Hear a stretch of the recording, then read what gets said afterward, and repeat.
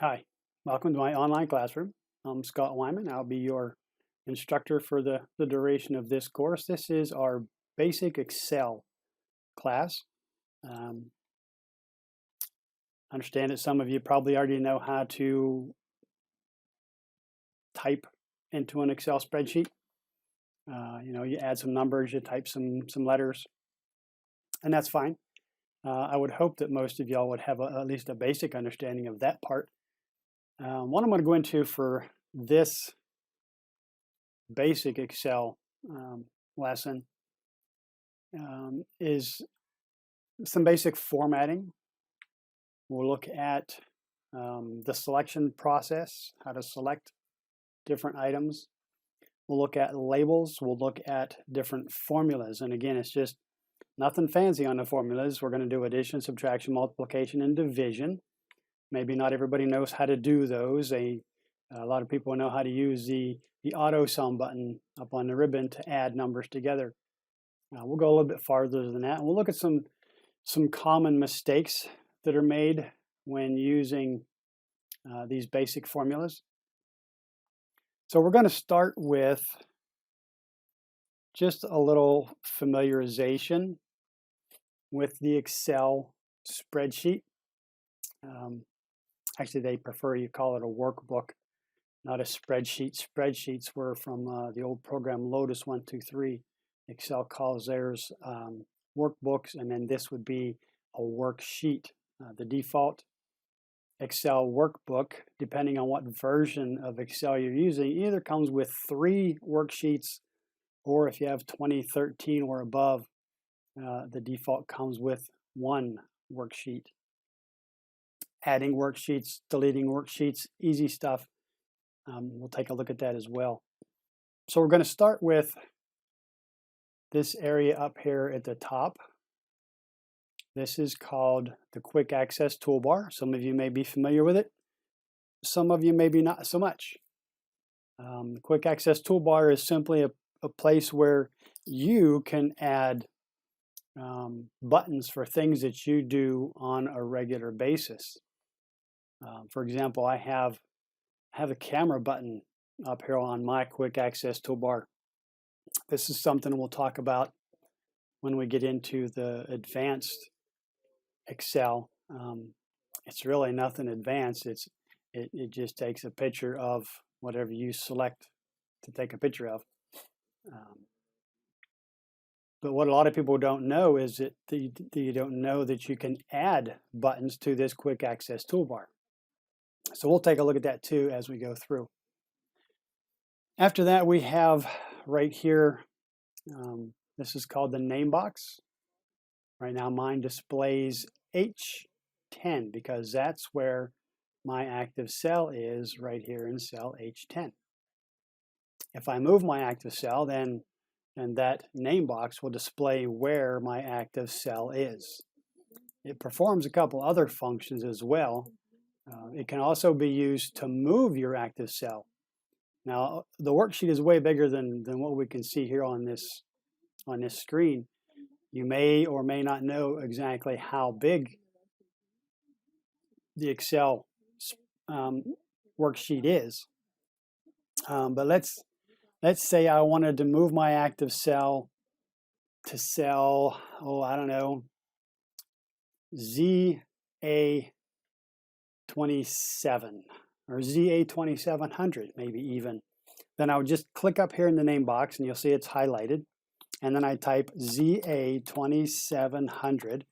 And when I press enter, it moves my active cell down here to cell ZA is the column reference, and then 2700 is my row reference. Okay, maybe I want to move it to cell XAA 1,000,000. Press enter and it moves my cell, active cell, to cell XAA 1,000,000. So we're getting pretty close to the edge of the Excel worksheet. The end of the Excel worksheet is actually XFD. Let me get over there again. There we go. Column XFD is the last column on the Excel worksheet. You cannot go any farther to the right than column XFD, and you cannot go any farther down than row 1,048,576. This is the absolute end of the Excel worksheet. So you should never run out of space on an Excel worksheet. And I mean, unless you're some kind of, high-tech engineer, that's how Microsoft ended up making the worksheet this kind of oddball size, because this is how much space one of their engineers needed to do something. I have no idea what it is they did, but this is what they needed. So there, the bottom right-hand corner of the Excel worksheet, to go back to what's known as the home cell or cell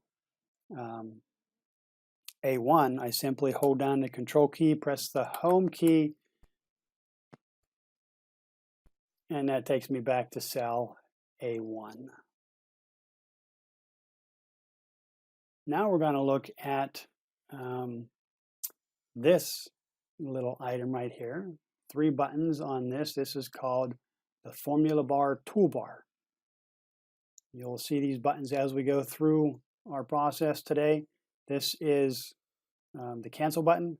This is the enter button, not to be confused with the enter key on your keyboard. Enter button. And then we have the function wizard or insert function. It used to be called the function wizard. Now they just say insert function.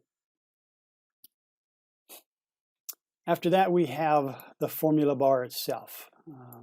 The formula bar has a few different purposes. Number one, it displays the actual content of the active cell. So as I move my active cell around through these numbers, you'll see the actual content displayed up there.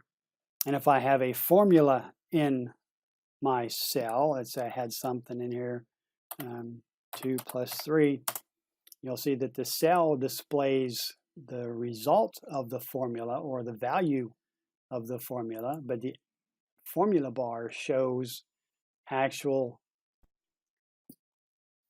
All right, so you can also use the formula bar to edit cell contents. Suppose I wanted to change my formula. I want to make that 2 plus 8. I can just delete the 3 and replace with an 8 there in the formula bar. And if I want to leave my active cell where it is, instead of pressing the enter key, I click the enter button, and then it will update my formula. The formula bar shows a single line right now, but it can be extended. If you click this formula bar expander button, you'll see it gets considerably larger, and you can click and drag to make it as large as you need. So whether you have an enormous amount of text in there, or you just have a very long formula that's going to wrap around, this way you'll be able to see the whole thing. Number 5 is right above the formula bar expander, and this is the ribbon collapse button. When you click this, it hides your ribbon, gives you a little more real estate to work on your worksheet. You still have your ribbon tabs up here. So if you need something, if you need to insert something, you just click the insert tab. The ribbon shows up. Maybe you want to insert a column chart or a slicer, or maybe just a text box. Come down here, click and draw your text box. And as soon as you're done with that function, then the ribbon hides again. Let me get rid of this because I don't need it anymore. If you want to bring your ribbon back, there is this button right here, which is number 6 on our workbook.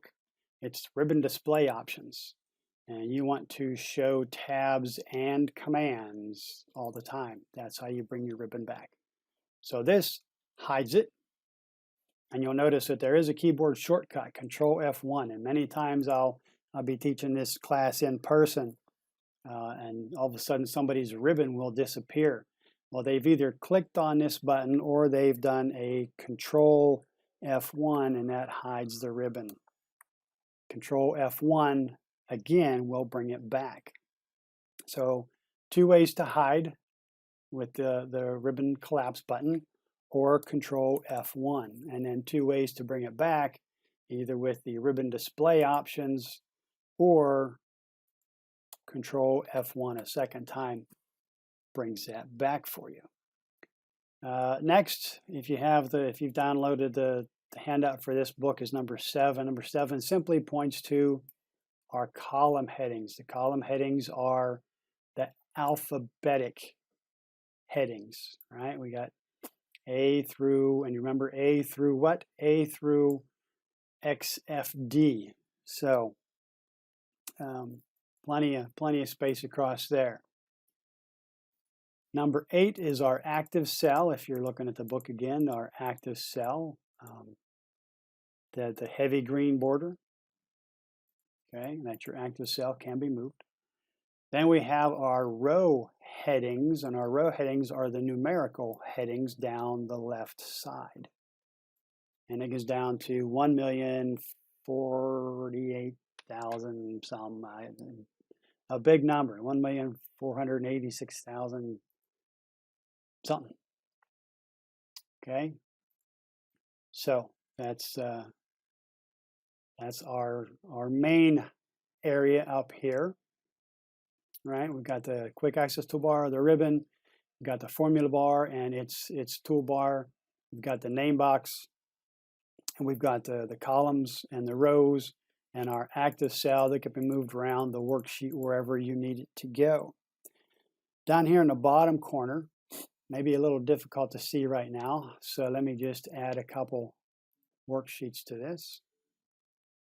And I want to bring this over. This is my scroll bar adjuster, right? Just click and drag it. And the reason I'm doing this is so that we can only see one of our worksheets. When you only have one worksheet available, now you have the navigation button down here. One's highlighted or visible or available, and the other one is grayed out. And that's because you can't go any farther to the left right now than my sheet 1. But I can go to the right 1 sheet or 2 sheets or however far you need to go. This one jumped from sheet 1 to sheet 3. There's sheet 2. So that's what this one is for. This is your navigation button.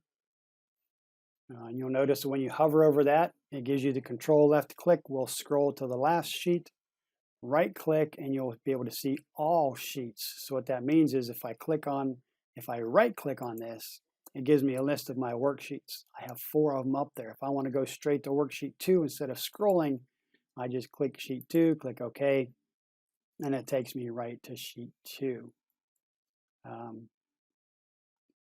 Easy stuff, nothing real difficult. If I take this, you'll notice I'm working with this, what we call a shish kebab, these 3 vertical dots. If I drag that back to where we can see all of our worksheets, now these navigation buttons are no longer available because we can see all of our worksheets. All right. So I just showed you how to use the Add New Sheet button. It's number 13 if you're looking at the book. To remove a worksheet, you can right click and then select Delete. If you want to get rid of more than one worksheet, you click on the first one that you want to delete, and then you hold down the Shift key or the Control key, and then you click that second sheet, and then right click on either one of those and then select Delete from the context menu, and now those selected worksheets are gone. Now the reason I said Control or Shift, and let me show you. Suppose I want to get rid of sheets 5 and 7 but leave 6. I can still do this at the same time by holding down the Control key and selecting sheet 7. So now sheet 5 and sheet 7 are selected. So that's non-adjacent selecting when you hold down the Control key. If I want to select all 3 of these for deletion, then I hold down the Shift key. Click on the first one I want to delete, hold down the Shift key, and then click the last one I want to delete. And you'll notice that it selects all 3 of those sheets. So now I go to right click, delete, and it takes me back to just sheet 1. So that's the add. there's a few different things you can do when you're right-clicking. You can insert a new worksheet, which is old school. That's how we used to have to do it before the invention of the Add New Sheet button. You can rename your sheet. You can move or copy the sheet. You can view the code. We're not going to get into that. You can protect the sheet. You can select tab color. We'll look at that later on. You can hide the sheet. We're not going to worry about that. That's something you can look at if you need to. And then there's a select all sheets option. So these are your worksheet tabs down here. I'll add another one. So I got two worksheet tabs. Okay. Next we have, well, what I was using earlier. This is your scroll bar adjuster. Okay, scroll bar adjuster. You can resize your scroll bar however big or small you need it to accommodate viewing as many worksheet tabs as possible. You just click and drag that to the left or the right. Make sure you have that hollow, I call it a hollow double-sided arrow. That's how you know you're on the button to click and drag. Then we have these three buttons right here. This is called the view bar. And basically it changes your view of the worksheet. Right now we're looking at the normal view. We also have a page layout view, which is good if you're going to create a worksheet that needs to be printed, because it gives you the 8.5 by 11 layout, right? This is one page, this is another page. It gives you a header area, 3 sections in the header area to add header. If you scroll down a bit, you got 3 sections to add footer information if you need to add footer, and then it goes right into the next page. Now the way this works is if you have something here, I'm just going to put a bunch of stuff in there,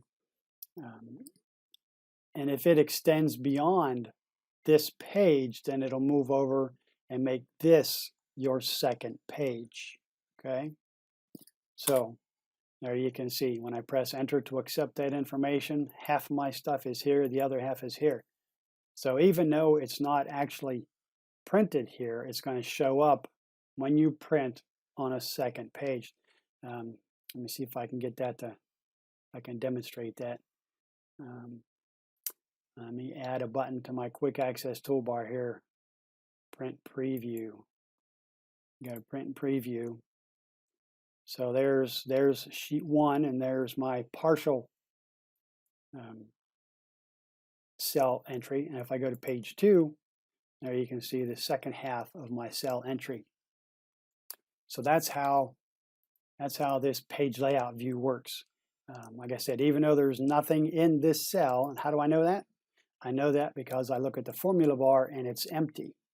But if I click in this cell, then it shows the full content, even the ones that bleed over onto the next page.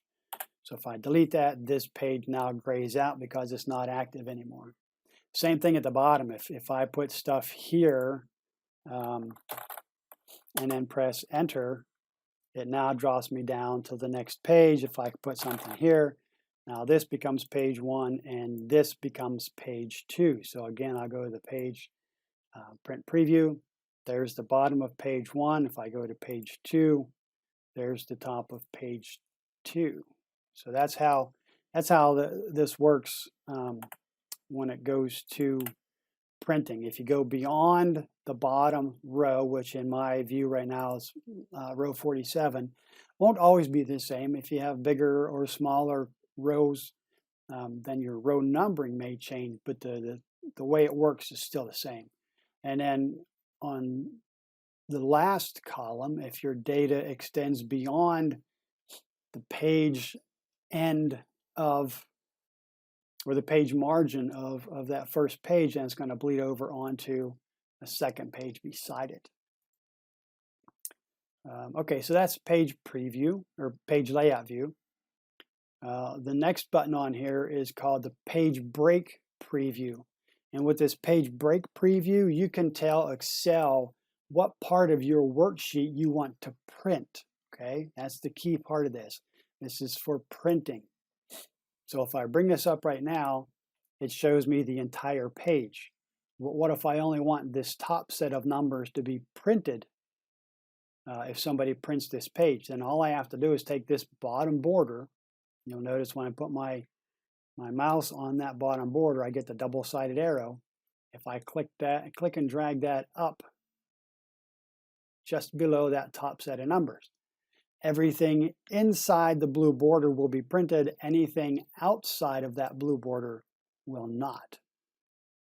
So if you ever get an Excel document and you try to print it and not everything shows up on your printout, I would recommend the first place you go is down here to this page break preview. And have a look at that, see if anything needs to be adjusted. So I'll go back to the normal view now. So when you go to page break preview and then back to normal view, you can see kind of with this border, it shows you what part of this document will be printed. If I go back to my page break preview and adjust this so that only the top section gets printed, or maybe I want the bottom to be printed, I grab the top border and drag it down. So there. And then if I go back to my normal view, you can see that this shows me my printed area. All right, that's something else you could look forward to. Many times you'll also get, when you go to page layout view and then back to the normal view, it'll give you a dashed line where the end of your pages are. So that's just a visual. I'm going back here and change this back to all. Not that I'm going to print this, but if I go back here, there you can see there's that border for my printed items. All right, so that is our Excel orientation. I'm assuming you already know about, the ribbon tabs. I don't need to go over all the ribbon tabs. We're not going to use all the ribbon tabs. We're not going to use all the buttons on the tabs, so I don't see a reason to go over all of them. I showed you how to add a button. There are key buttons set here. If I wanted a quick print, which I don't like using, maybe spell checker, I want to add a spell checker, it's there. If I want something new, then I can click on more commands. And this is popular commands. So it shows you all the popular commands here in alphabetical order. Okay. If you want more than what you see here in the popular commands, you can change this to all commands. And now it shows you every button available in Excel. Okay, we'll take a look at this again in future classes. Right now, we're not going to worry too much about it. If you want to add, let's say I use borders a lot, so I'm going to add the borders button. That way I don't have to always go back to the Home tab to add borders. You'll notice the very top option is separator. That separator is just a horizontal line. If I move this, or I'm sorry, it'll be a vertical line on the quick access toolbar. So if I bring this up here and separate, these default ones that were on there from the ones that I entered or the ones that I put on there, I'll add another separator and I'll move this one down below touch. I got this touch mouse mode because I have a touch screen computer. Probably not something you'll need to worry about unless you have a touch screen monitor. Then you'll get that one as well. Once you got everything situated, you can move buttons using the up and down, just like I moved the separators. And when you got everything set, you click OK. And there you can see there's a vertical separator, there's a vertical separator. Now if there's a button that I decide I don't need anymore, well, I don't really take pictures of much in Excel. You can just right click on that button and then select Remove from Quick Access Toolbar. That's easy. That's easy. All right, so that's our basic familiarization orientation with Excel. When we come back for part 2, we're going to get a little deeper into things, a little bit more about the ribbon, show you how to do some things that you may not know you can do with your computer, not just with Excel, but with your computer. So For now, I'm going to say goodbye. Take care, stay healthy, stay safe, and we'll see you next time. Bye-bye.